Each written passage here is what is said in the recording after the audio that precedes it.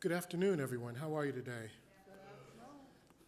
Kind of cold. Good afternoon. How are you? Good afternoon. Happy New Year. Happy Black History Month.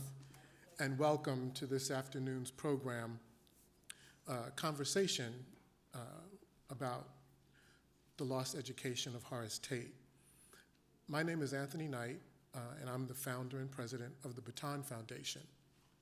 And so for those of you who don't know, we are entering our fourth year. We've been doing programming for 3 years, and we started the foundation primarily to help educate Black boys about Black history and culture.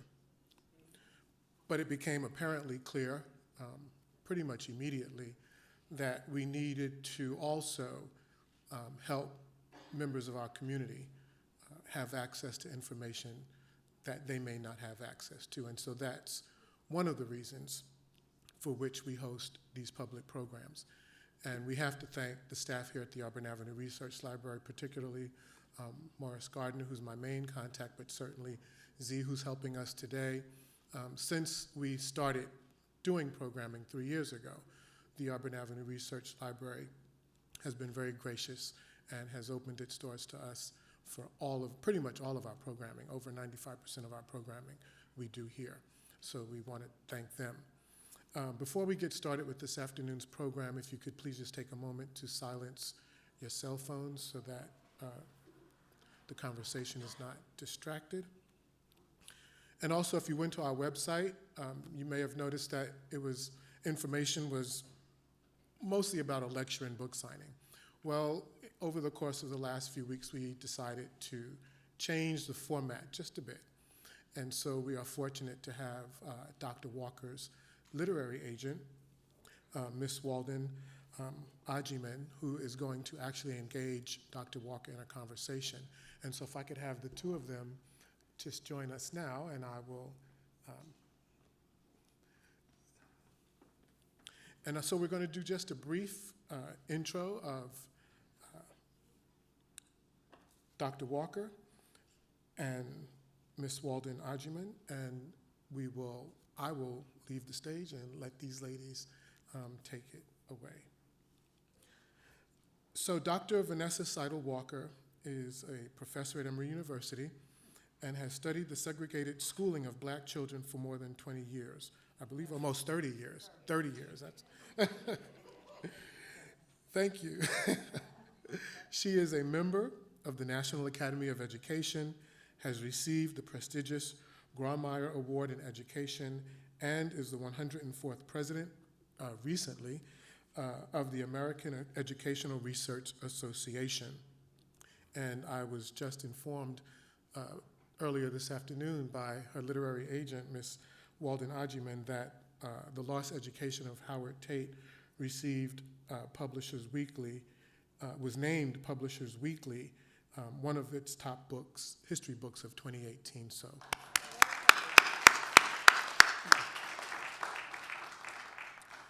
And Ms. Janelle Weldon forgive me, is Dr. Walker's literary agent. And she's with Marie Brown Associates, which is, I think, based in New York, but Ms. Weldon is based here in Atlanta. So I am going to remove myself from the stage. These two ladies will engage in conversation, after which we will open it up for questions from the audience. And then we do have our partner, Acapella Books, is here with copies of the book. So if you'd like to make a purchase and have Dr. Walker sign it, we'd love for you to do that, not only to support her research, but also the Baton Foundation receives a small portion of all proceeds. So enjoy the program, and we'll see you in a little bit. Thank you so much. Thank you.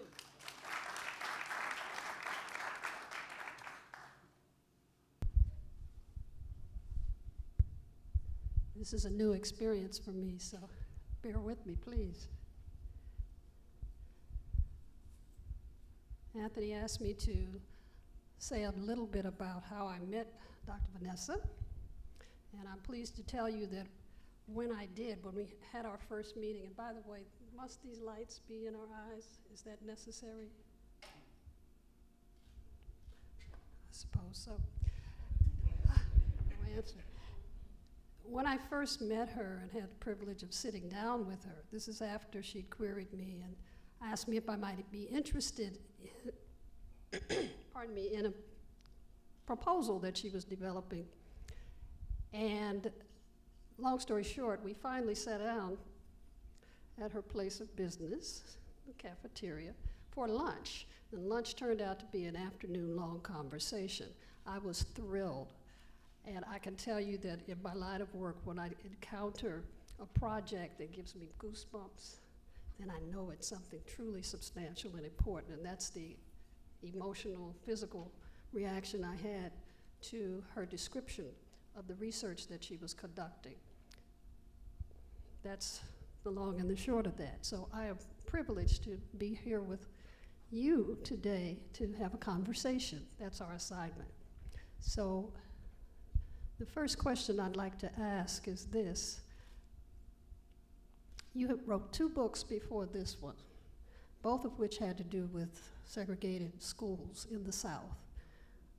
Could you tell me, how were you attracted to that topic in the first place? And what have you found? Any salient points you'd like to share with us today? I laughed about the piece about. Have to turn it off. Can you hear me? No. Just press up. Yeah. Can you hear me now? Yeah. Is that okay? I can talk loud, because I don't hear the mic. I hear the recording. Is that better? Yes. Yeah. Okay, thank you. I'm going to answer the question, but I made the correction earlier about the 30 years because it feels like a very long time. Thinking about segregated schools and what does it mean to have been a part of a segregated school system. In 1989, when I started this work, I just finished my doctorate at a fancy, elite northern graduate school. And I'd studied in the history of education about the segregated schooling of people in the South. I was a product of segregated schools. I spent 6 years of my life in segregated schools before we were integrated into the white high school that actually did not have all the materials and resources that were in the black high school. But of course that didn't mean anything to me at the time. And to be honest, I never thought about it. I was that generation of the 70s that thought, you know, we had licked it, right? Stuff was passed, it's over, all that segregated signs, the KKK is done, right? What is there to think about? And so I was that generation that benefited. The doors opened and we fell in them. And we had the opportunity to go to all kinds of schools and do things that our parents were not in a position to be able to do. So when I went to graduate school and I took my history of education class, and they're talking about, you know, the poor schools and the poor facilities and the poor books and the bad teachers and, you know, and a rescue model, what I've come to call a rescue model. Everything was bad about segregated schools, and then we rescued the children and integrated them into these wonderful new schools, and that's the story of segregation that I was taught as a doctoral student, and that I accepted as a brand new professor then at the University of Pennsylvania. But when I went back to North Carolina, where I had grown up, in the community where I had been a student, they were in the midst of closing what had been the former high school for black children, but of course had been demoted to be a junior high school for black children. And now they were talking about closing it. This was in 1989. And I'm listening to members of the community and they're saying, ooh, it was such a good school. Mr. Diller had such a great school. Oh, I hate to see them close it. And they were just going, you know, they were going on and on. Everywhere I'd go, the library, the gas station, black people of a certain age were talking about their school. And I remember having this kind of cognitive disconnect. And I'm like, wait, I just wait. I just graduated, right? That's not what they taught me. What are these black people talking about? I don't even know what y'all are talking about. And that is not what is supposed to be a research question. That's not how we're taught, Kofi. That's not how we're taught to do research questions. But honestly, that was the beginning for me. What in the world are these people talking about when they remember this really great school? And how do you fit that with the historiography that says the schools were bad? And so I set out to try to learn, what do they mean? I had to create a methodology, historical ethnography, to figure out how to get at history from the perspective of the people who lived it. I don't want to just know about the lack of books and facilities and resources. I want to know why you thought it was good. It took from 1989 to 1996 to answer that question. But I learned that the schools were more than the school boards intended. The school boards assumed that by giving fewer resources, by not letting them have the facilities that they needed, they assumed that they could diminish Black aspiration and intellect by not giving them the material things that they needed.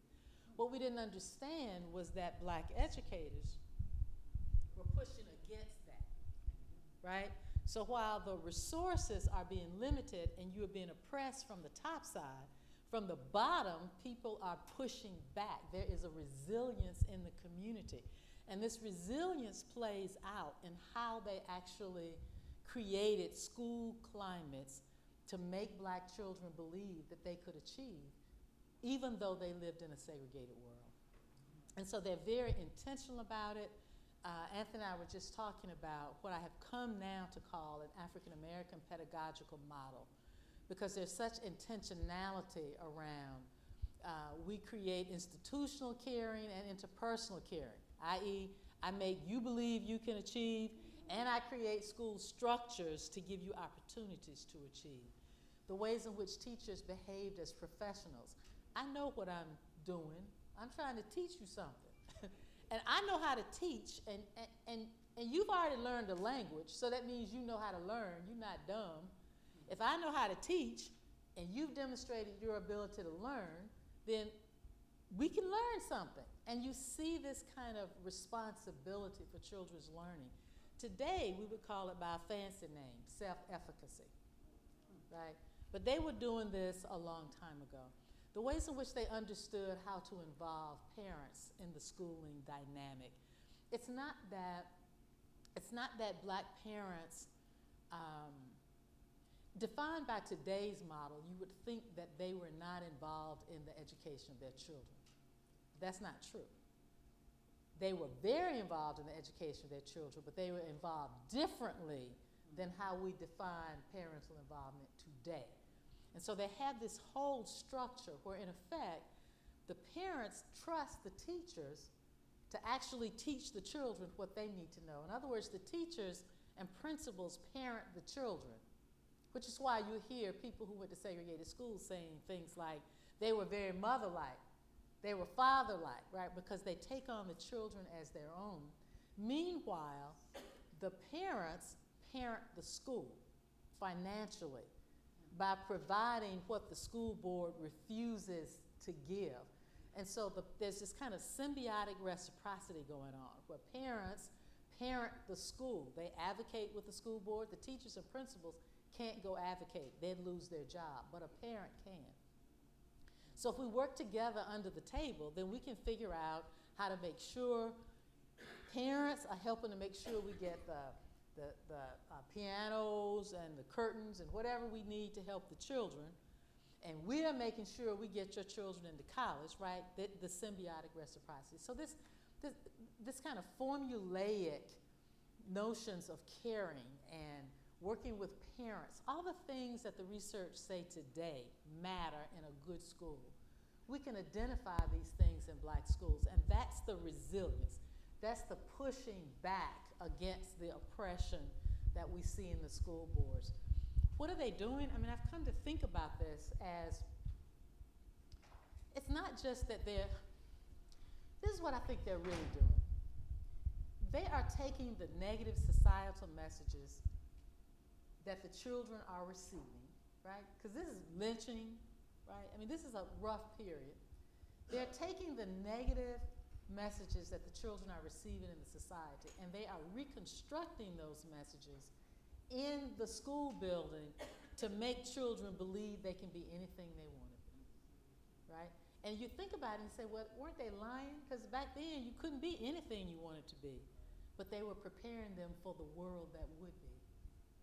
And we inherited that world. So it took a long time to figure all of this out, and a lot of interviews and a lot of looking for our materials, because our materials were missing in archives. So you had to find them in people's basements, attics, go make friends with an archivist, and then all of a sudden he would say, oh yeah, I remember there's something back on the back hall. And then there would be a document that you needed. I think what they were doing at Caswell County Training School and Mr. Dillard was, at the time I thought it was profound, amazing, it's 1996, and I'm thinking, boy, that took a long time to write. I'm about to be done with segregated schools. This was interesting and everything, but I'm done. Except that everywhere I went, literally across the country, if there were black people of a certain age in the audience, just like this lady over here, they would sit there and they would go, I went to a school just like that. And I remember thinking, but I thought this school was special. How did everybody say they went to a school just like that? That's not logical. I mean, sometimes they're even using the same language, their highest potential. How does somebody in the 1930s in North Carolina talk about we're trying to get the children to reach their highest potential, and somebody in the 1950s in Texas is saying the same thing? How did they all know to say, let's help our children reach their highest potential? And that They said it in Kansas City, Missouri, too, in Did they say it in 1960s. Kansas Yes, they City? did. it was everywhere. And so the first book, Their Highest Potential, led to Hello, Professor, which was a look at the leadership of the black schools and the way in which these black principals were networked all across the South.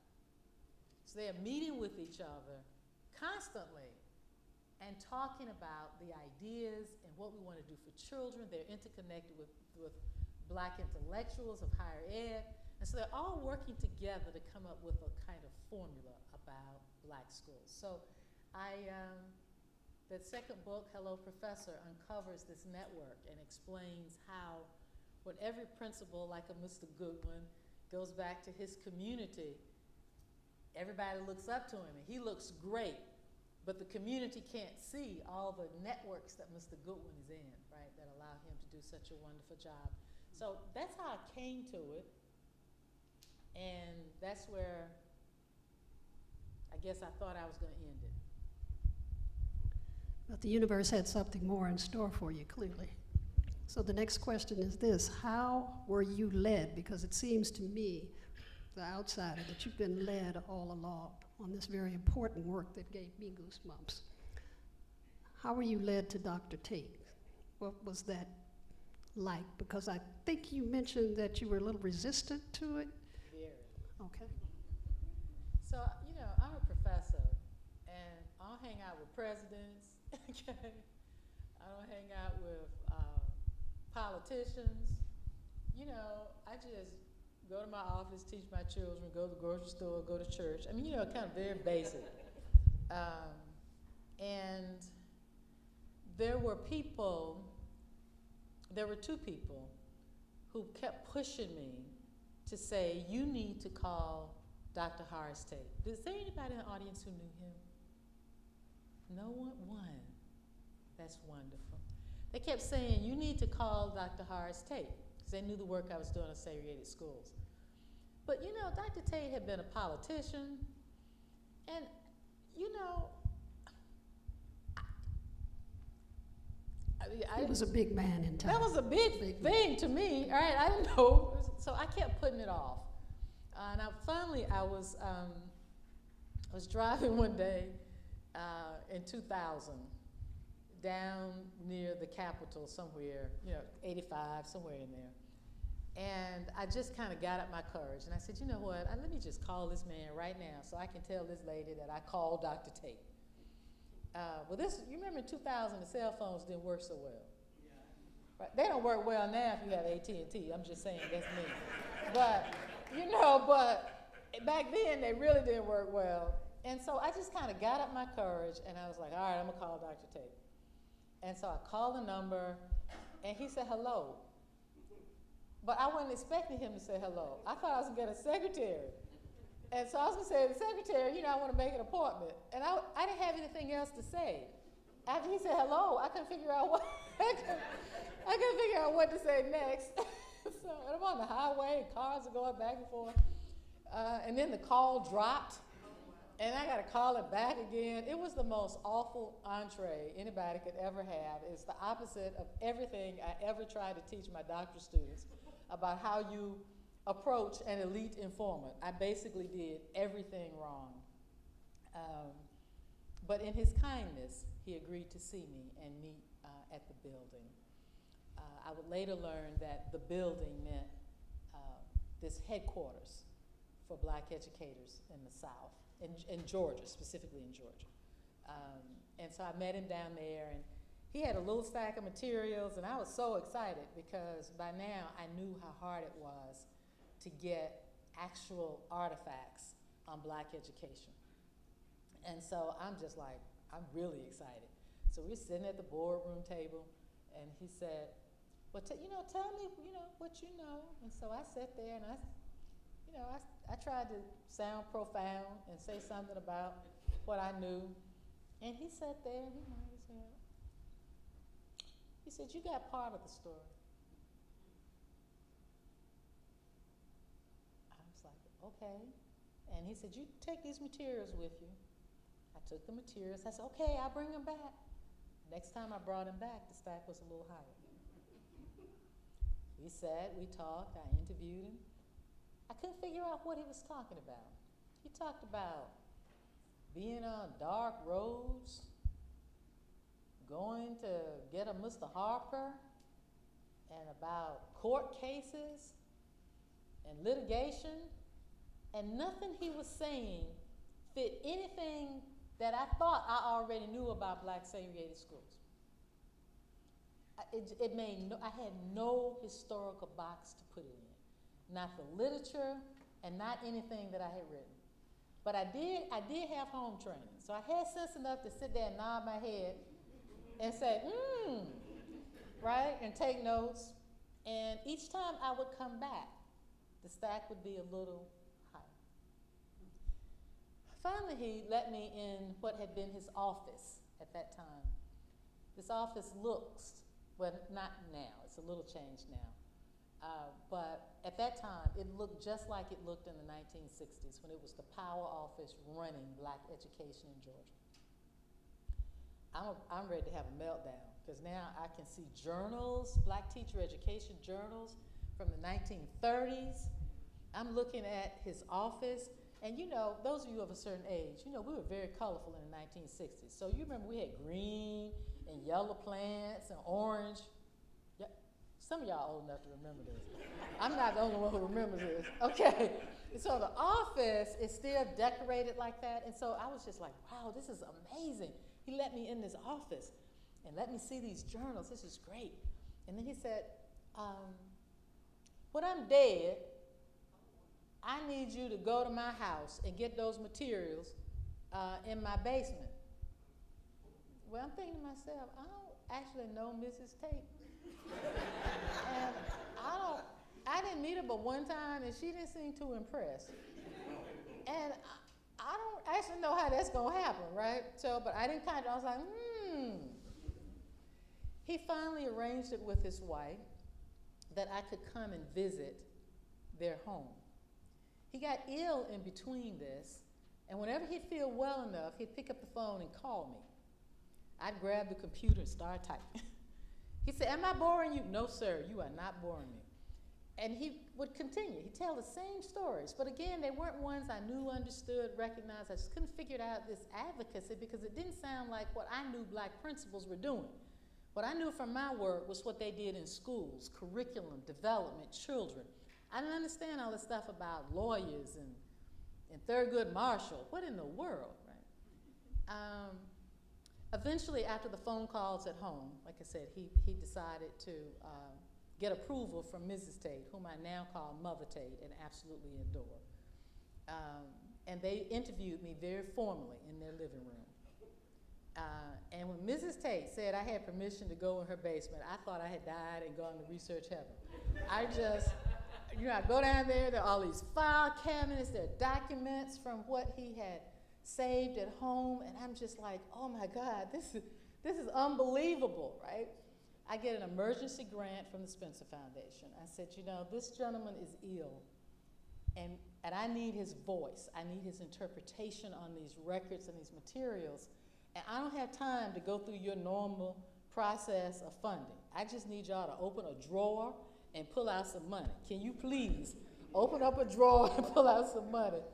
And thank God they did. And it allowed me to hire the first research team. And so we were there in his home, going through all these documents and files. I thought that was a lot, and I met him in 2000.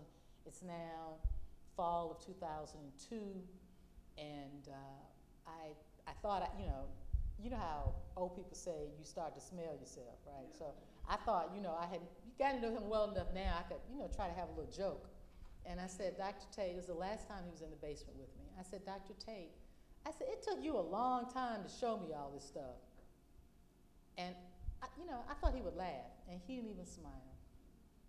He carried me all through the basement. He said, I have stuff hidden in here. I had stuff up there. I had stuff under here. And by the time it was over, I wasn't smiling anymore either. But I thought that was it. Just before he died, he started to say, have you been back down to the building? And I couldn't figure out why I need to go back to the building, right? We started at the building. I've seen all that now. I'm here at your house, right? We working, we doing something. I mean, I didn't say that. That's what I'm thinking. And he kept saying, have you been back to the building? And I would say, well, Dr. Tate, no, I've been here as you instructed, in the basement. And I couldn't figure out why he kept saying, you have to go back to the building. And to be honest, I didn't go until after he died. He never told me why I had to go back to the building. He just said, you have to go back. He didn't say you have to go back. He just said, have you been back? Right? The question that is a directive. I want you to go back. And so I finally went back after his death in November 2002, a couple of weeks later, and I went to his daughter, Horace Tate, current Georgia senator, and said, your father asked me to come back down here, but I don't know what I'm supposed to see. I've seen everything in the building. What is he talking about? And she said, very perfunctorily, oh, Dad meant the stuff in the attic. I said, the attic? And she said, you know how to get there? I said, And she said, you know where Dad's office is? I said, yes. She said, well, there's a door behind the door in his office. I said, no. She said, well, go in his office and look behind the door, and you will see another door. That will take you out into a hall. And go into the hall and look to your right, and you'll see another door. And open that door and go down the steps. And she said, but be careful because the electricity is out and it's a hole at the bottom of the steps. And so I said, okay, I said, okay. She said, and when you get at the bottom of the steps, swing around to your left and you'll be in a big room, a living room area. And then you'll see some more steps going up on the other side to the second floor. Take those steps to the second floor. Some of y'all looking like how I was looking at that moment. I'm just like, I must be on Matlock. This is just crazy. And she said, take the steps to the landing to the second floor. And she said, when you get to the second floor, look very carefully and you will see a door to an attic. And go up those stairs, and that's what Daddy was talking about. I don't like stuff that crawls. Right? And this is not when cell phones had flashlights on them. This is just me and my hands going down the wall and doing like this, trying to figure out, because if it's dark, how do you know where the steps end, right? So are you at the hole or is it another step? I mean, how do you know? And so, but here I go. There was a former doc student there that day, and she said, do you want me to go with you? And I remember just kind of having this intuitive sense, there's something sacred about this. I don't know what it is. But this is where Dr. Tate was sending me, and I need to go, and I need to be the one who goes.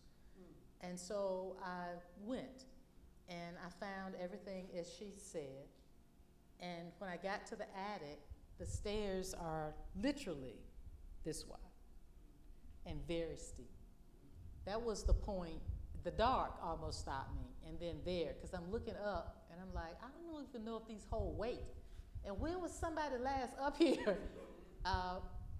They had built the new teacher's building where I had met him, adjoined to the old teacher's building, which was an old house. But all those years that I had gone to see him, I never noticed or knew that they were connected. I remember him saying when I need to escape from the press, I would go out the back way. But I never had sense enough to ask him, what was the back way? How did you get out of your office and miss the press? But this is what he meant. He could go out through the old building, through this passageway that connected them. So I'm now in this old house, and the stairs are wood, and they don't look very sturdy. And I'm standing there trying to decide, am I going to go up them or not?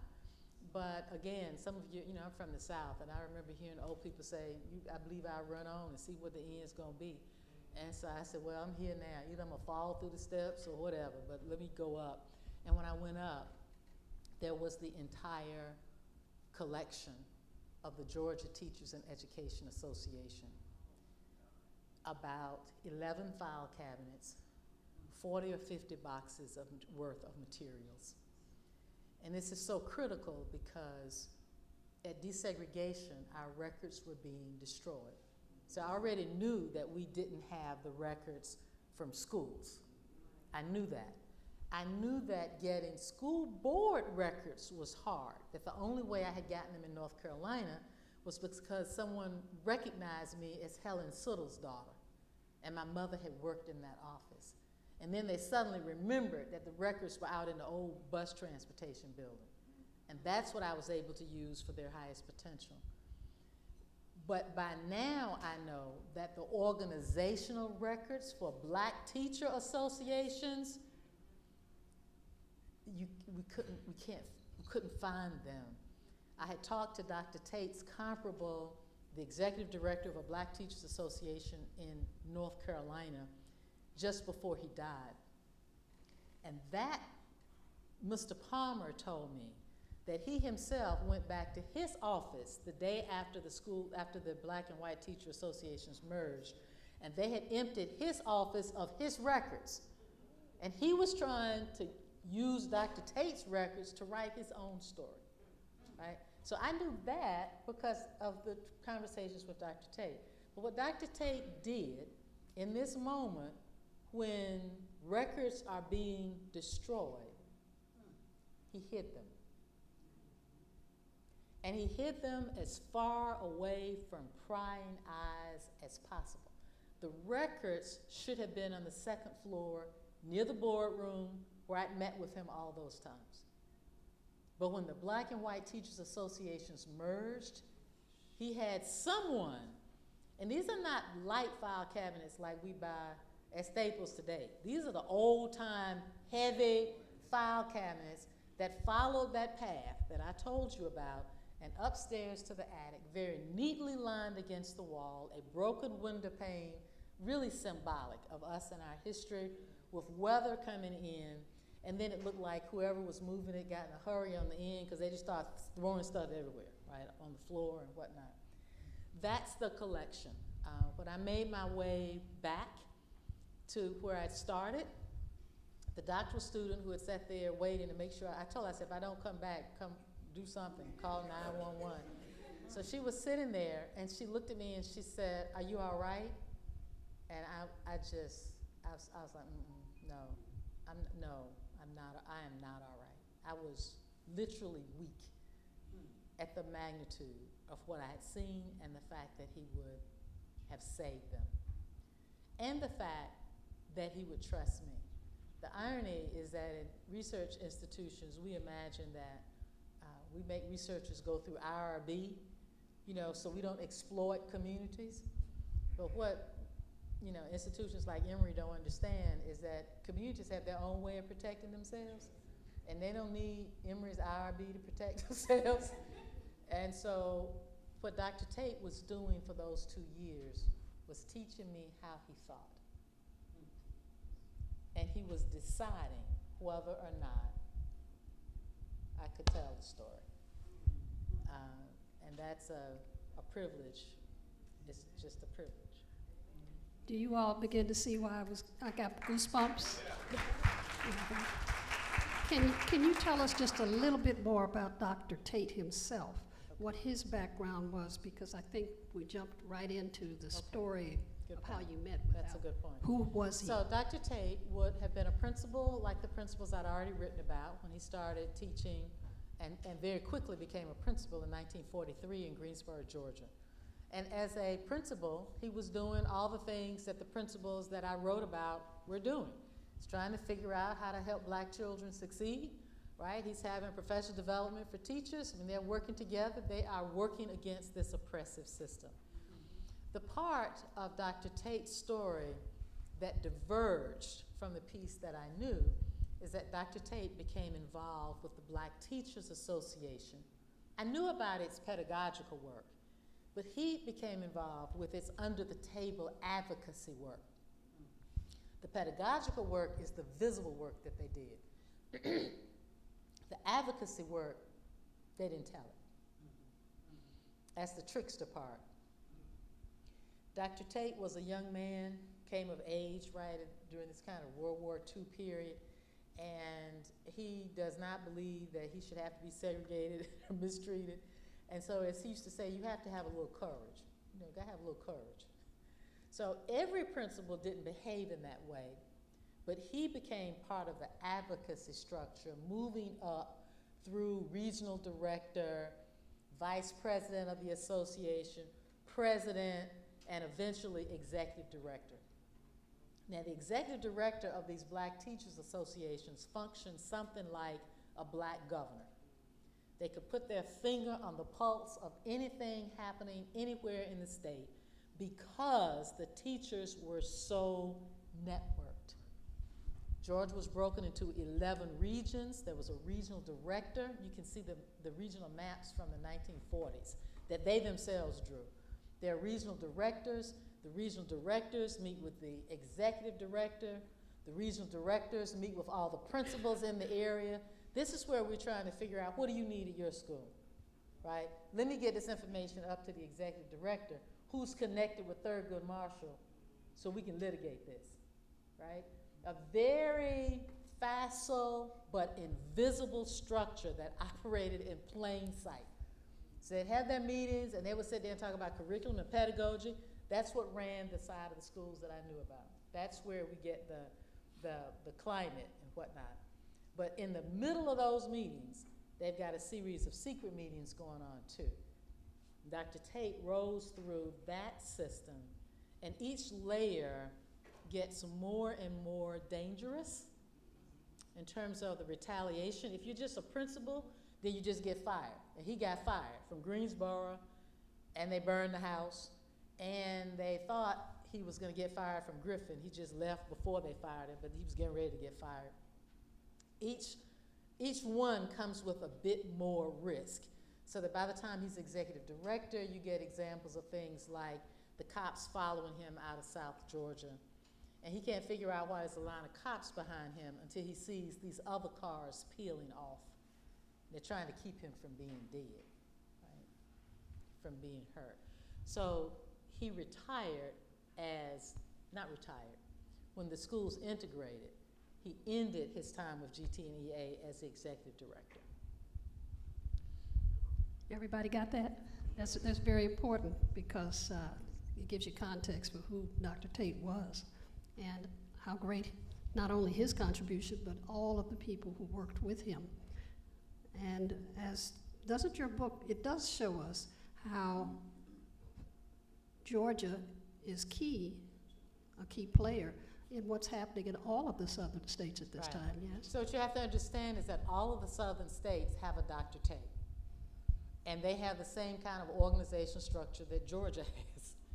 And because these executive directors met together to talk about what's happening, this is why in history you see us pushing school bus transportation in different states at the same time, right? Because they are strategizing together about what we're going to do. And so, but Georgia does figure. So it's in all of it's across. That's why you can talk in Kansas City or Oklahoma, right? It's across places. But in some ways, I do think Georgia and North Carolina and Virginia, I think, are probably the three states that seem to take a more visible leadership role over time. But I don't know that their counterparts would say that. That's just my opinion. Because Alabama was big too. Well, your opinion counts. This is your moment, and we're glad to recognize it. What about the core of your research? You've given us insight into some of it, that which was visible, that which was invisible. You've talked about the teaching styles, the very profound challenges that were before the teachers, before the principals, and before GT&EA. Tell us now, in your own way, what were the very specific findings that you can point to that came out of this research, which took you 18 years.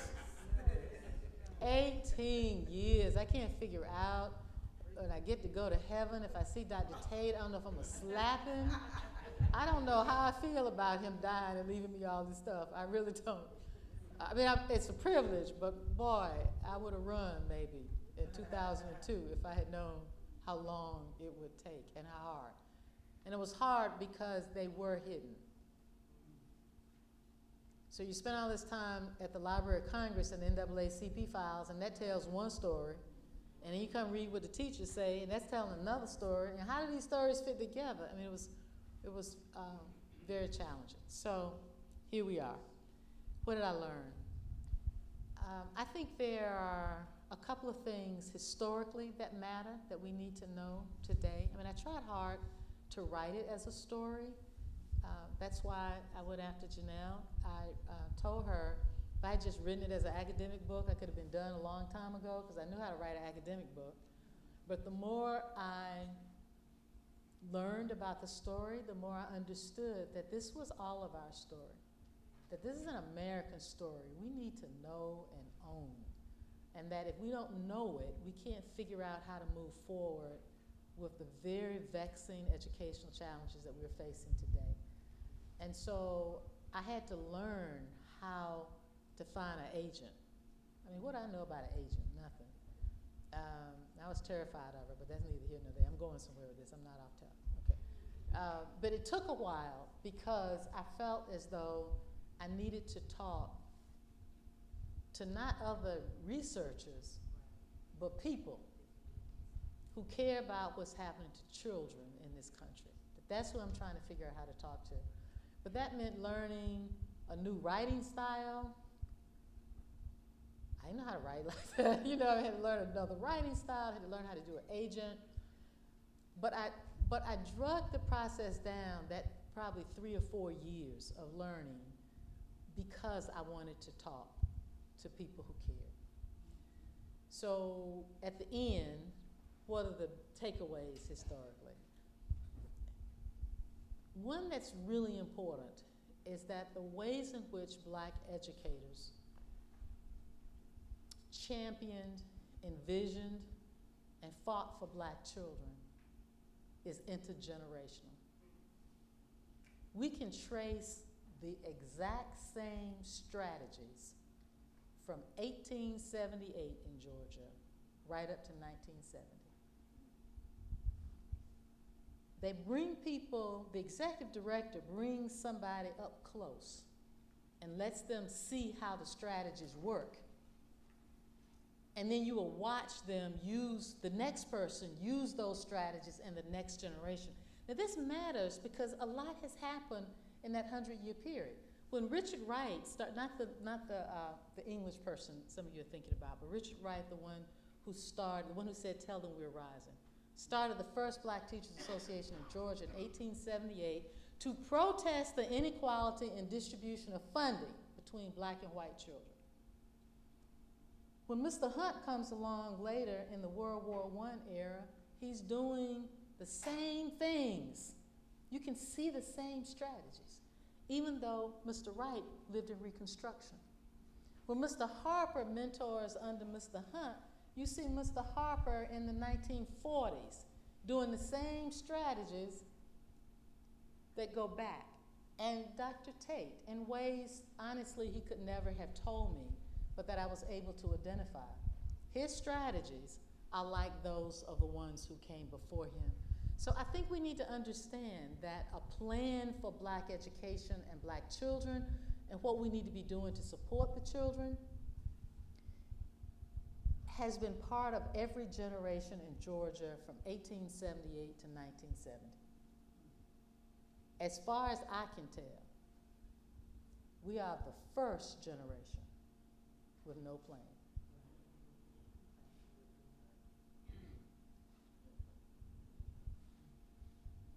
That does not mean we are not individually trying to do important things for children, but we are operating in a way that's disconnected. They operated interconnected with a common vision, right, that they're moving towards. So this notion of it being intergenerational, for me, was a big takeaway, especially when I thought about the limitations in my own generation.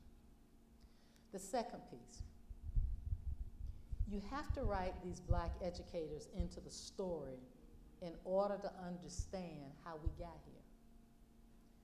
See, some of you may have read Richard Kluger's book, Simple Justice. I love Simple Justice. It's a big fat book, and it's a history of Brown v. Board of Education. And I love everything about that book because it just shows the work that Thurgood Marshall and local parents did and how we got that case and the Supreme Court justices. I just thought it was a great book when I first read it. But here's what Kluger misses: the Black educators. This is what most narratives of Brown v. Board miss: the Black educators. So in our history, what we learn in our schools is that there are these brilliant attorneys and there are these courageous parents, right?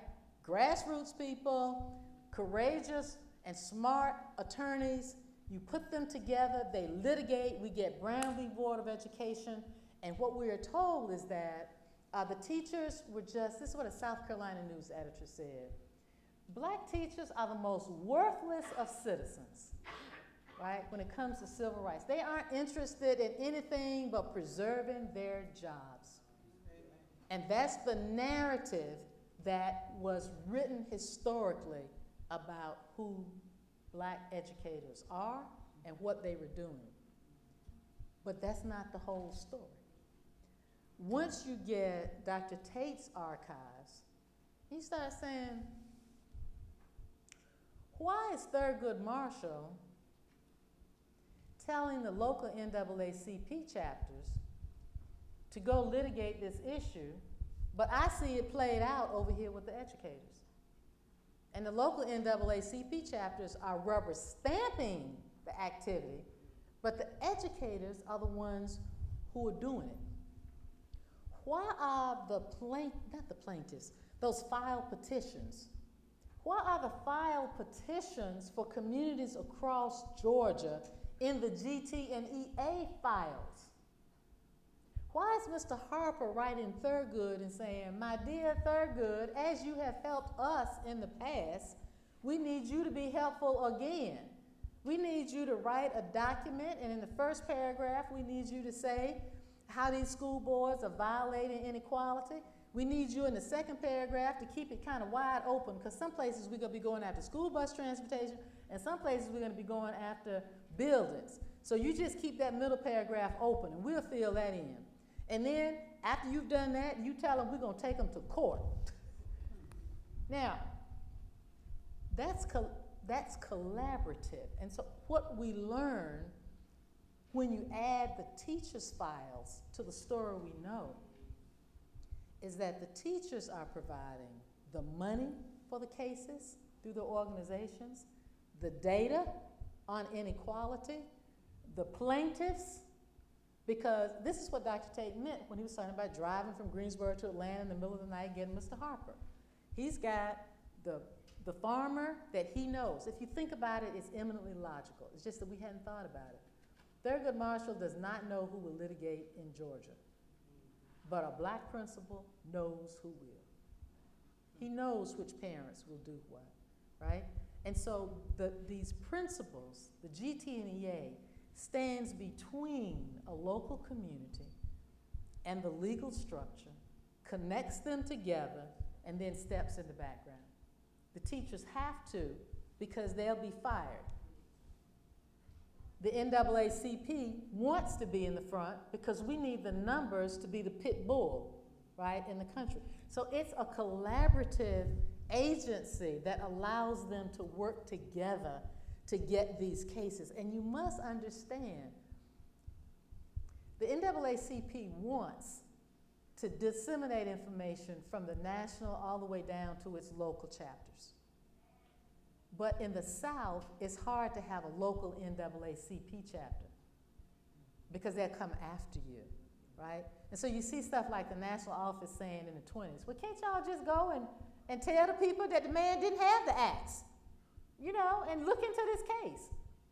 And the Georgia local NAACP people, they're like, no, I don't think so, because I don't want to be hanging from a tree tomorrow. You know, I'm not, it can't work like that. So you find the teachers have the organizational structure the NAACP wants, from James Weldon Johnson through Charles Houston.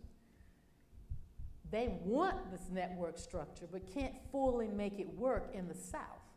But the teachers already have it. So what you see is the teachers providing the plaintiffs. It's moving up this way through the teachers, and then when it gets to the executive director, it diagonals over to the NAACP, to the attorneys. And that's the relationship that brought us to Brown. It's the relationship that helps to get the Elementary and Secondary Education Act, this invisible agency. And I think it's important because if we don't have a full narrative, we don't know how we got here, then I don't think we understand the strategies about how to move forward. If we just assume it's grassroots and people just kind of stood up, right, you have to know how people were working together under the table in order to make it happen. And that's a second lesson that I learned from Dr. Tate. The last lesson, I think the historical one, would be the idea about the school curriculum. I understood about the environment of black schools and creating aspiration and all the things that they were doing to educate children. I understood that. But not until Dr. Tate's files did I understand something I've come to call purposeful education. In other words, they were teaching everything the state said you have to teach, but they're also trying to figure out how to teach these children to both critique American democracy and be prepared to serve as full citizens within it. And they have very intentioned curricular ways of doing it. Poetry, classes, civics, very intentioned. So that the children are not repressed. If you think about it, they should have come out angry about segregation, but they don't come out oppressed. They come out resilient and believing we can change America. Why does this matter? If we think of the civil rights generation as just smarter, then they jump up, you know, they were braver and everything. And I've seen Emory undergraduates who are like, well, we're just trying to imitate, you know, what the people did before. But they don't know, right? They're not in the structure now. We just assume that if you just jump up, right, it's gonna be okay. We have to understand that the civil rights generation was pedagogically created. We created those leaders through our form of structuring of education. And so if I were to say to you, you must not hate. If someone hates you, you must respond with love. And I said, who said that? Dr. Martin Luther King. And where did he get that from? Gandhi. Except that Charles Harper, the head of the Black Teachers Association, is the principal down here at Booker T. Washington High School.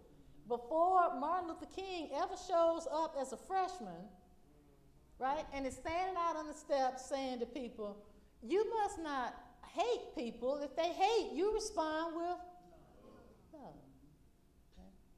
Okay? It changes our understanding of our leadership when we understand that leaders can be created. So when I think about the history of it, those are the pieces that stand out for me the most. Thank you so very much for saying yes. Are we done with questions? From me. It'll be the turn of the audience now. We have promised them an opportunity for some time until, as long as Mr. Knight said it's good, Anthony's on time. So if you have a question, before you files now? Say what? Where are these files of Dr. Tate's now? Right now, they are back in the Tate family's collection, and they are in negotiation with Emory to see whether or not Emory will acquire them. I know that Emory wants to acquire them, but I don't know what's, you know, they don't belong to me, so I don't know what the family will finally decide. If we can have folks come to the microphones here at the front, please, so everyone can hear your question. I'm handicapped, so it's kind of hard for me to stand. I can hear you just fine. Okay. Okay. Another question I might have? Yes, ma'am. Dr. Tate, you said he was, you said Dr. Tate had 2 incidents where he was going to lose his job. Why would they want to fire him? Because, to keep him silent? What was the problem? Because what is wrong if you're with a teacher, knowing this? What is wrong with knowing the great works of Black, what they wanted to keep it from us? Or why the secret file, you know, and why the harassment towards him? Because the belief back to the Rosenwald Schools at the turn of the century, early 1920s, which most Black communities built Rosenwald Schools, the belief was that we'll give Black children some education, but we want to educate them for their place in the society. And their place in the society is definitely not to be the president of the United States or to run companies. You're supposed to have a subservient role in society. And so if you, in fact, there's a place where Du Bois says, of the teachers of the 1920s and 30s, he says, our teachers are not as good now as they were in Reconstruction, referring to Black teachers.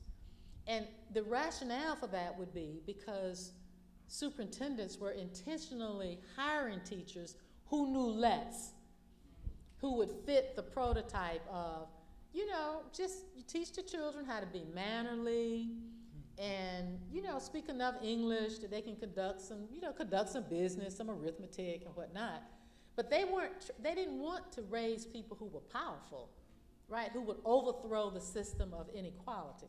So the teachers have to walk a very thin line to imply that they are actually using schooling as a revolutionary act, both pedagogically and through their advocacy, right? So what you see and what you don't see, we are building another world. And in fact, Lucy Laney says in 1919, she was a principal out here in Augusta, she says at a national NAACP meeting in Cleveland, Ohio in 1919, she says, we're gonna do something we know will work. She said, it's not that we haven't been working in the past. We tried to, though not always effectively. But we're going to do something we know will work. We're going to teach these children civics, government. We're going to start with the little children. And we are going to teach them how to challenge American democracy. It's a powerful plan. It's a willingness to play the long game. We're going to start with these children and teach them something new. One of the principals said, you have to know somebody did something to you. Amen. Until you know somebody did something to you, you can't fix anything, right? He said you have to know. So in the black schools, I can't go tell the superintendent, I'm about to teach these children how to start a revolution. But I can say, you employed me to teach civics, and so we're learning about American democracy. And you should see the intentional curriculum that they utilize in some of these schools. One of them, they turned, lady in New Orleans, turned the entire school into a democracy. Children have real jobs, everybody's voting and carrying on, doing all of this stuff. And they even had the first and second graders can't participate because they're the territories. I mean, it's so elaborate to the point that the Atlanta Daily World writes in 1938, if these teachers keep doing what they're doing, this is 1938, the Atlanta Daily World says another generation will not sit down. They will stand up and demand their rights. And right? that's the key thing I'm gonna get out of this book when I get it? I don't know. I did the best I could. But you know, I'm not saying I did a good job. All I can say is I did the best I could.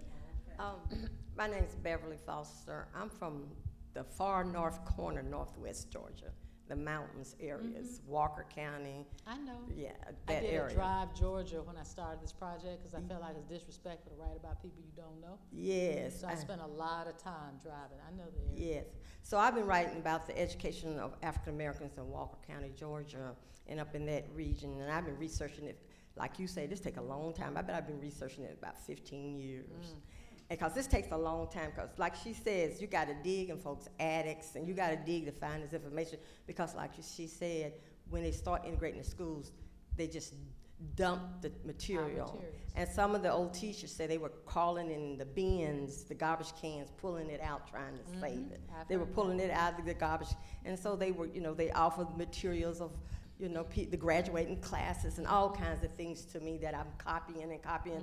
I've done so much copying, then I said, no, now I got to sit down and start writing the books, you know, and the times where, you know, they gave land to the Masonics. That's right. That's exactly. And had the Masonic top of the building was where the schools were. That's right. And then the Rosenwald Schools. Right.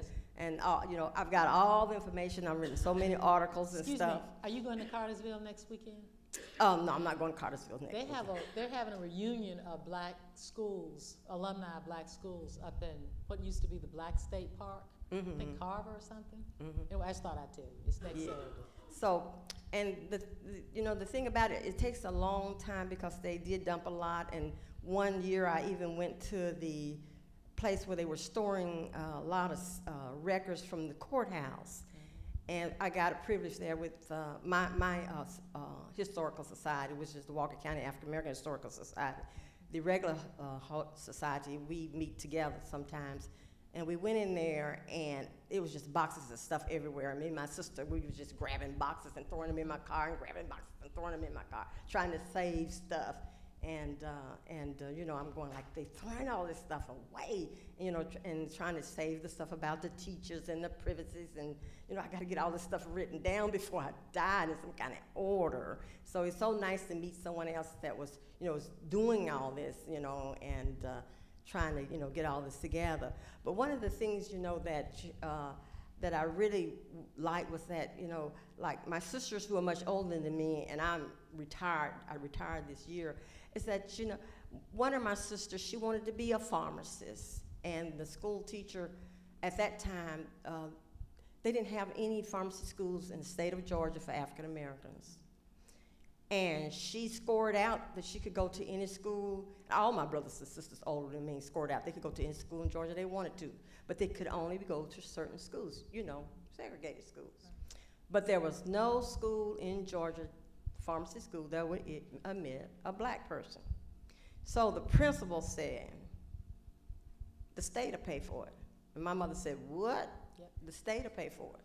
So my sister got to go to Howard University, and the state of Georgia paid for it because they had to provide separate but equal.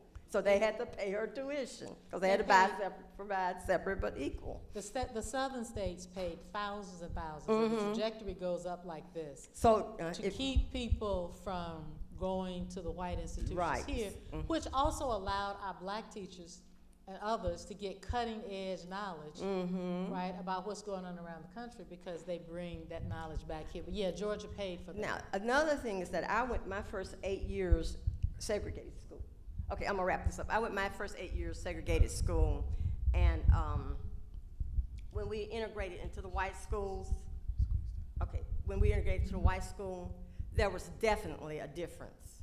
They felt because we were at, those of us who were at the top of our class, they had A, B, and C classes, that we should be in the B classes. Right. Of course, they found real quickly that we should be in the A classes like we're supposed to be.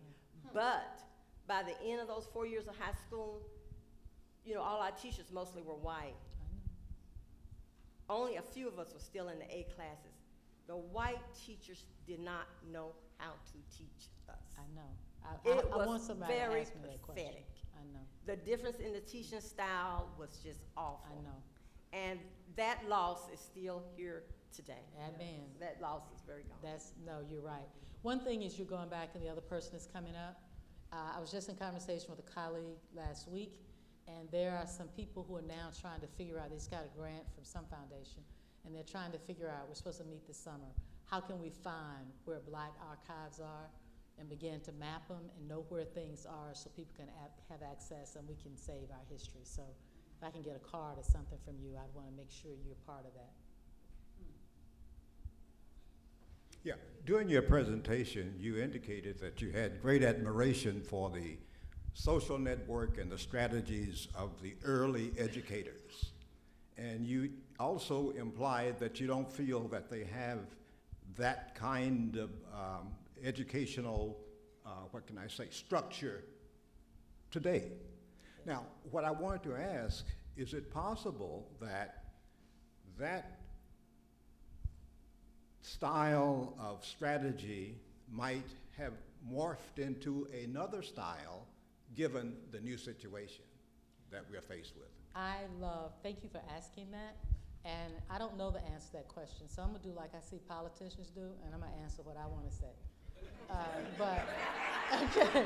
Because I don't actually, because my work is historical, so I can't, so some of the morphing, I have colleagues here who will probably know more about that than I do.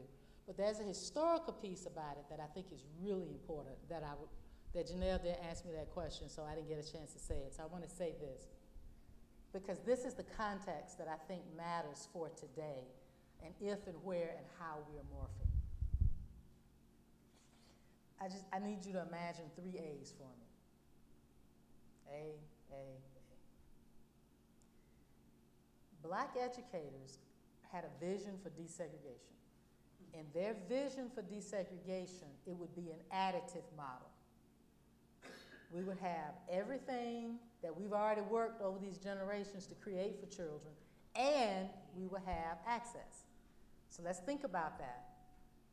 When I write in Their Highest Potential or Hello Professor, I'm talking about 1A, aspiration. The capacity to use pedagogy and curriculum to make children believe they can succeed, right? Aspiration. They had that.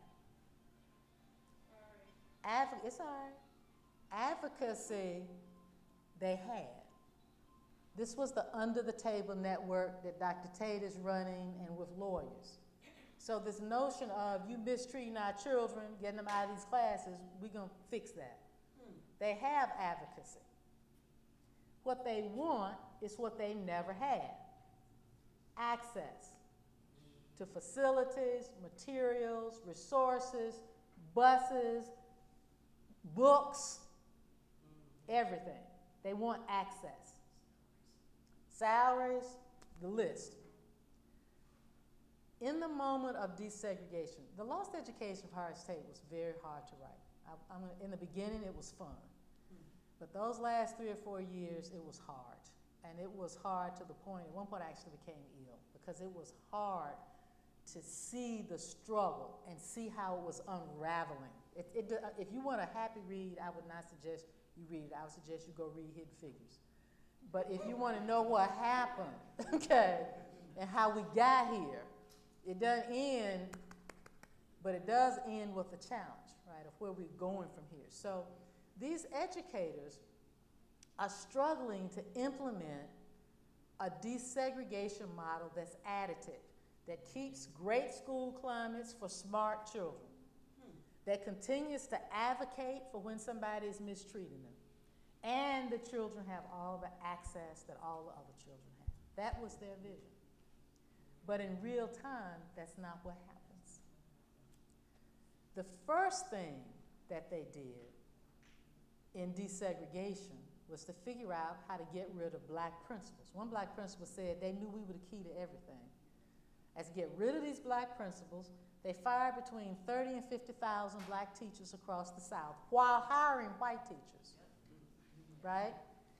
They got rid of black schools. Remember at the very beginning, I said I went to this school that was then, right, a middle school. They get rid of black schools. And so if you get rid of the people who know how to help the children achieve, and you get rid of the schools, what happens to aspiration? Right? These teachers said, you know, you have to believe that people can learn, and they can learn. We've had this conversation, Anthony and I were having. I mean, it's a couple of us. We've had this conversation. I had seen it as a teacher. Mr. Goodwin, out of his school at Redan, teach the children to aspire. You can dangle anything in front of a child, but if he or she does not want to learn it, if they don't like you, right? Especially the black children. I can't speak for other children, but I know how black children can behave. If I don't like you, I'm not doing it. Okay? So the aspiration gets... We were the same way. Y'all were the same way? All right. That's human. So that's human. You know, I said sometimes in my classes, we used to have this little miniature dachshund named Patch. I said, my dog can figure out when somebody doesn't like him. That's right. If a dog can figure this out, you mean a child can't figure out that you don't care anything about me? Right? So in real time, they get rid of the leadership, they get rid of the teachers, they get rid of the schools, and one of the things that Dr. Tate says in a speech, we've got almost 300 hours of audio files. You should hear him tell us. I mean, hear his voice is much more powerful than mine. Wow. But he says in 1970, who's going to teach these black children they can be anything they want to be? Right. Where are you going to build the resilience against a negative societal climate and make people believe? How are you going to do that? This is a problem if you get rid of aspiration. He doesn't say aspiration, that's my language, but that's the way of describing the schooling. Advocacy, the price for black and white teacher organizations to pay was for the black organization to be absorbed, in some cases, by the white organization. Well, the white organizations don't have any history of protecting black children. To the contrary, the white organizations are the ones that have the principals and the superintendents who are oppressing the black children, right? So when you merge them together, even in a great merger, and Georgia got one of the best mergers across the state. In Texas, they said we haven't been able to hear anything about black education and black teachers since they merged.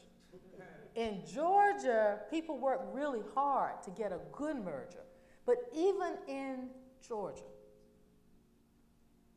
you could not get a newly merged organization to have the kind of organizational and protective stance that occurred in the history. So this aspiration, that's messed up.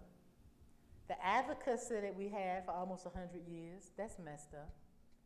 And we know in real time, we never got full access, even in 1970. And if you look at the data today, we are backtracking on what we had, right? So instead of an additive model, they got an exchange model. We'll give you some access, but you got to give up this, right? And now we don't even have the access that was exchanged for, and so it raises the very important question. where are we now? I would like to say that everything is historical. I certainly have colleagues who would say, well, it's history and you shouldn't overlay that to the present. And I would like to say that, except that I've been a teacher. I taught high school. And I happen to teach under one of the 3 black principals, high school principals who survived desegregation in North Carolina. And I lived a school that was the black people's vision of what desegregation was going to be. 50% black, 50% white, teachers, professional development, pushing kids. The strategies that they had, these pedagogical strategies, the organizational possibilities, those aren't historical. They are possible now. And I've seen it, not just as a teacher teaching high school, but even I'm sorry I keep calling you Mr. Goodwin, but even back out at Mr. Goodwin's school at Redan a few years ago, I didn't know those kids didn't know me. All I did was bring what I know about teaching from these old black educators, and those kids responded, and we had a great time together, right? And these were the kids who had flunked they had flunked the Georgia graduation test, and we were in there having a ball learning how to pass it next time. Wow. And it's that model. So I think, I don't know, but my none of the rest of my answers will be that long, I'm sorry. That was one thing I wanted to say. I don't know how we are morphing. I know that there are people working very hard to address the issues that our children are doing. And I'm surprised when I often see this African-American pedagogical model undergirding some of the current things that I see today, even though they don't name it that, but I can see in it. Or these KIPP schools that everybody thinks is so wonderful. These people, as I understand it, they could not teach. They were about to fail before Christmas. And an old black teacher felt sorry and went and taught them how to teach. So KIPP is making all this money off of an African-American pedagogical model, right? So I think the possibilities for the present are so much greater than we have imagined if we could pull it back. But I'm in history, I don't know enough about the present. So I don't know all about how to pull it back. But I believe there are a lot of possibilities if we could and would. Is that close enough to your answer? Thank you, sir. Thank you. Time is, okay. We have this question here, and when she finishes, I have one quick one, if there's time. There's not. Thank you.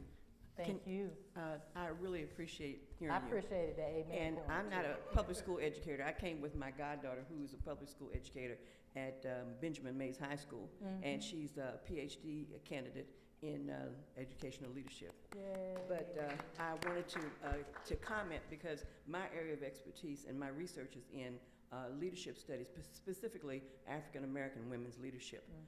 I was very moved by your intro in terms of how the schools, seem to line up even whether they were in the South or Kansas City or whatever. And I was educated in Ohio public schools.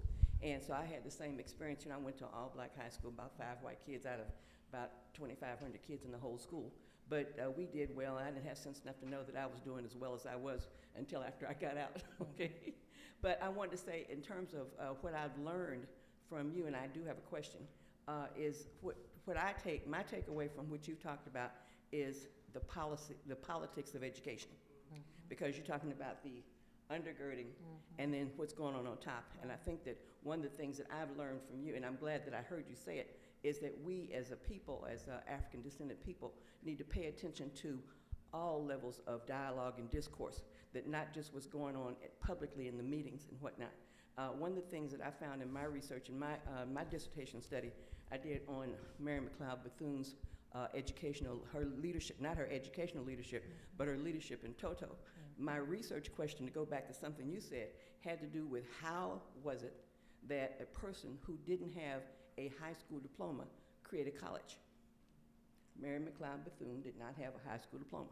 And Mary McLeod Bethune's materials and correspondence with Walter White and others, she's very much a part of this network. It's all over the NAACP materials in the Library of, not all over it, but it's there in the Library of Congress, and it's there in GT and EA.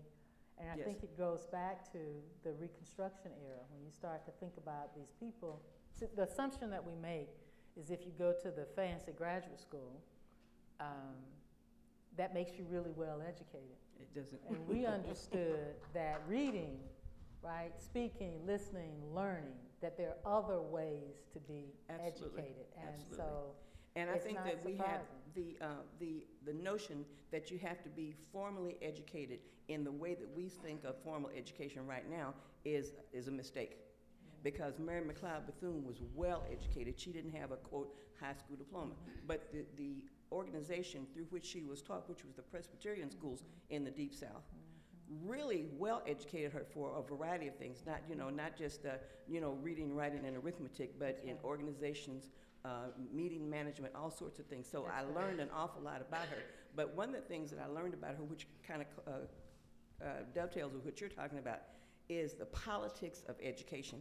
And Bethune was a master at the politics of education. And in the 30s, and I think that it's a lesson that we all need to hear, is that in the 1920s and the 30s, African descended people were doing great, wonderful things in terms of our overall achievement, uplift, and whatnot, education and whatnot. And we are, just like you said, we have fallen down.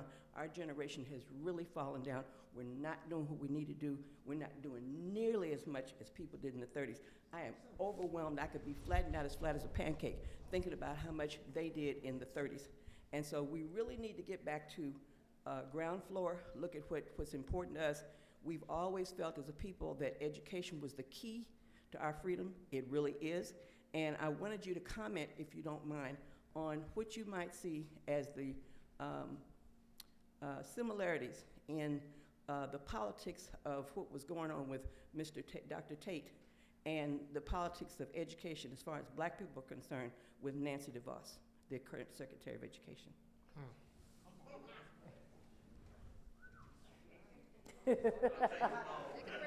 Well, that's deep. That's another book. I think if we look historically, we always see through their organized networks a vision for what we're trying to do and what we're trying to accomplish. Always. But they are quite good at having a trickster motif. We think of Brer Rabbit as just a story, but they brought it, there you go, Kofi. He crossed the river. I mean, I know he has fancier names that you can name. I don't know all those names. I just know the Brer Rabbit name.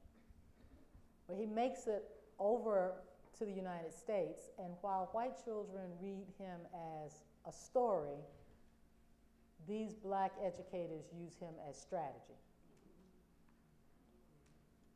So, and that's one of the reasons when you're writing and you see our written documents, it's often hard to interpret them because we lie too, right? So we'll write something that's different from what we actually think.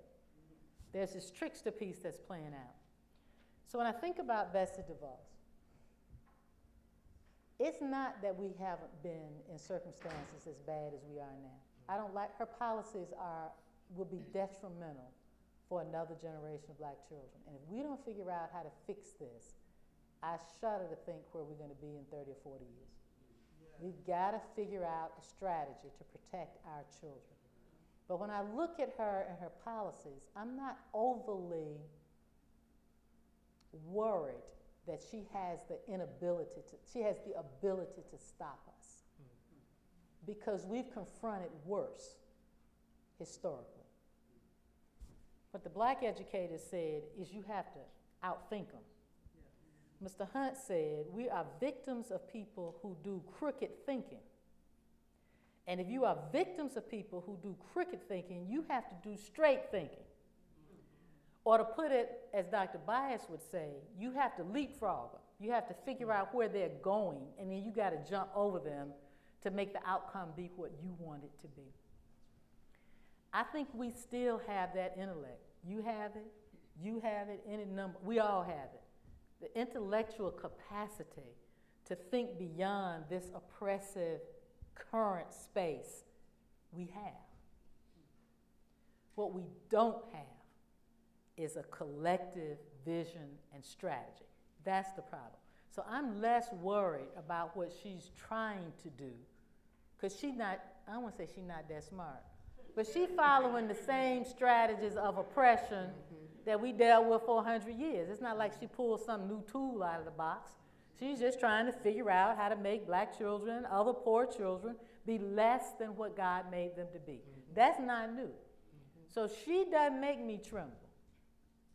We could get past her, but we cannot get past her until we figure out how to reconnect some of these networks that they had, get on the same page about some ideas, quit tweeting about everything and telling everybody what you think and how you're going to do it, right? And have the closed door meetings and say, all right, now you're going to pop up over here with the school board, and this is what you're going to petition. And you with the press, you're going to pop up over here and say so-and-so, and I'm a politician. This is what I'm getting ready to put out as a bill. You have to have coordinated agency across people with disciplinary expertise. That's what Mr. Hunt knew in 1919 and started the reinvigoration of the teachers' organization, but we don't know in 2019. So that's my opinion about Bessie DeVos. Dr. Walker, I mentioned earlier that we have a cultural heritage program for black boys on Saturday mornings. Yes. And this is a young man gonna from ask that me a program. hard question? And I think he has a question for All right. My name is Agassi Mujar. I'm from Virginia, and I just want to ask a question. Okay. I've been doing Weldon for a long time, so you stated prior to the conversation y'all are having right now, but you stated that Martin Luther King said that if somebody gives you hate, you should respond with love. Mm-hmm. Does that require self-discipline, or does that require self-control? Because I believe that hate and love is a two-sided coin, and you should be able to reciprocate love for hate. But I don't know which one you should use more, self-control or self-discipline. So I just want to ask that question. That's a deep question, son. And I'm gonna tell you right now, I don't know the answer because that requires people with psychological training, and they understand the mind and the psyche. And all I know is about dead people. I write about history. So, and I'm not even being funny. That's a wonderful question, but I think it is in the psychological kind of domain as to what is it on the inside. Is it, would you say, self-control versus self-discipline? I do think in the schools, it's a great question. I do think in the schools we see them being taught a bit of both. I think that's very much present. But how they operationalize it in individual spaces to determine which one I'm appropriating in this particular circumstance, I don't have data on that. I don't know. Good question.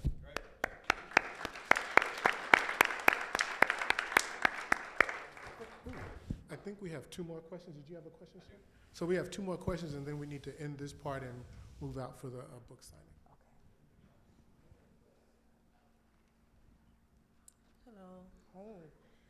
I grew up in Greensboro, Georgia. Did you? Yeah. I spent a lot of time out there. You know y'all raised that school. You know it's not there. I know. The gym is there. Yeah, the jail is always going to be there. I appreciate y'all building the Ritz-Carlton. That's where I like to go stay. It's the only resort in the United States. It's nice. Y'all is right nice out there. Thank you. During Mr. Tate and the rest of the educators during that time, when they did desegregate the schools in the area, did he express any concerns about like NGA, the Daniel Green Academy that's down there, and the other schools that opened up because of this desegregation act? And why didn't they advocate to get those schools closed, in the 70s or 80s or the 90s, to close those schools because of the reason they were open? Because that school right now, even though it's falling apart, and we see it falling apart, it was still open because they didn't want white kids going to school with black kids. So why didn't they advocate for those schools to be shut down? Why did they let them stand and stay open? Because they knew the basis of the schools. Two things. One is that Dr. Tate is gone from Greensboro by 1951. So he goes on from Greensboro to be principal in Griffith, Georgia, and then ultimately winds up after his doctorate here in Atlanta as executive director of GT&EA. So I heard him talk about his concerns, because a lot of this trickster stuff that I learned is from him and what they were doing in Greensboro. But I know he had a great deal of personal concern and always maintained a real close identification and connection with Greensboro, Georgia. I've seen materials where he went back to talk to people, but those would be like in the 90s and things like that. At the time when desegregation was actually happening in Greensboro, he wasn't there. He was in the midst of the fight here in Atlanta. The reason they could not collectively advocate like you talk about is because the Black Teacher Association and the White Teacher Association in Georgia merged in 1970. And once they merged, there were efforts to try to create some kind of organization that would continue, but those efforts, as far as I can tell, did not pan out. I stopped the research in 1970, so this is impressionistic, but it's my impression that the efforts to continue it did not pan out. In the 70s, and I said this near the beginning, we thought we won. In the 70s, America was trying to act right and do right, and people thought that it was behind us. What would happen to the children, what long-term outcomes would be. How do you get a desegregation that's just, right? Because we don't want to go back to segregation, but we want something that's just. How do you get a just desegregation? We thought we were finding the pathway. And, you know, by the late 80s, we're starting to say, And by the 90s, it's like, and today, you're just like, is Janica here? Is there someone in here named Janica?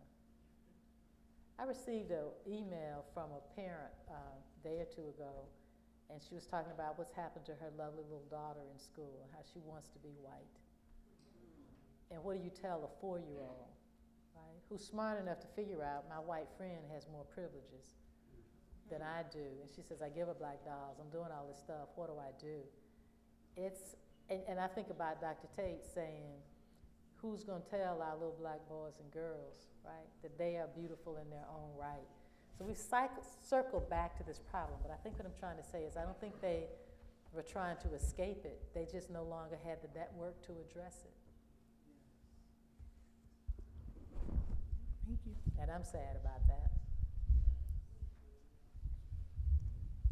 Thank you for your time. This has been you. amazing. It strikes me, a part of what the story you're telling is in the face of what obviously was a worse time than today for people of color during segregation. That through Dr. Tate and this kind of society, this underground effort to push a proper education, if during the darkest of days, this success, which was a very real success by these principals across the South and the country, speaking to each other about having proper timing and moving forward together, if that could be achieved in a time as dark as those years were, anything could happen with the times we're at now, with the right reharnessing of this system. And this is an awkward question to ask, did desegregation almost harm the separate educational efforts that were happening at the same time? I have spent a lot of time, I spent a lot of time in black communities over this last 30 years, and I hear that said a lot. There's a lot of moaning. I mean, as recently as this summer, I'm literally on a boat cruise, and I'm seeing all these older people with their little blue t-shirts on, and I knew immediately who they were. I was like, oh, what y'all doing? And they were like, we're celebrating our 50th class reunion. I said, okay. I said, well, who are y'all? We're the gladiators. I said, okay, gladiators. And then they started talking about their school, and it's the same story everywhere. And then when they talk about the present, it's the same bemoaning everywhere. I have been reluctant, though. while as a parent, I have been mad, and my daughter did well, and I'm still mad. While as a parent, I'm angry. As a researcher, I have been reluctant to say that, because what I don't want us to do is let the pendulum swing completely back and just say, well, just give us our segregated schools back. We played that script out in Boston in the late 1700s and early 1800s, where the black parents said, our children are being mistreated in these integrated schools. Give us our own teacher so they can take care of our children. Aspiration, right? They get their own teacher, and it's working well, but then they don't have facilities. They're not getting the stuff that they need. So then the next generation says, well, now we want to be integrated, right? And it just looks like the parents are flip-flopping, going back and forth. What is it you want?